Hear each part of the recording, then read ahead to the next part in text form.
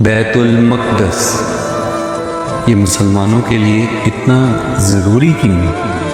مسجد اقصیٰ مسلمانوں کے لیے اس لیے ضروری ہے کیونکہ قرآن مجید میں اللہ تعالیٰ نے اس کا ذکر بار بار کیا ہے۔ سورۃ انابیہ کے اندر اللہ تعالیٰ فرماتا ہے کہ یہ زمین رحمتوں کی زمین ہے، یہ وہ زمین ہے جہاں پہ میں نے اپنی رحمتوں کو نازل کیا، اور یہ وہی جگہ ہے جہاں سے آپ صلی اللہ علیہ وآلہ وسلم کا معراج کا سفر شروع ہوا تھا۔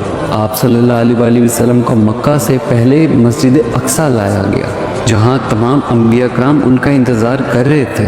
آپ صلی اللہ علیہ وآلہ وسلم نے ان کی جماعت کرائی اور یہاں سے پھر معراج کا سفر شروع کیا۔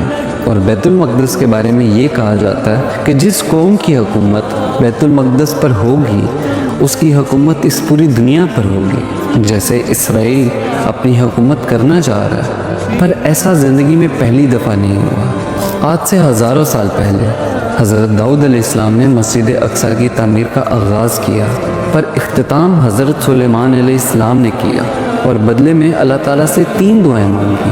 پہلی دعا کہ اللہ تعالیٰ مجھے ایک ایسی حکومت عطا کر جو آج سے پہلے کسی کو نہ ملی ہو اور نہ میرے بعد کسی کو ملے۔ دوسری دعا اس حکومت کے اندر ایسا نظام جو صرف اللہ کے فیصلوں کے مطابق ہوتا ہو۔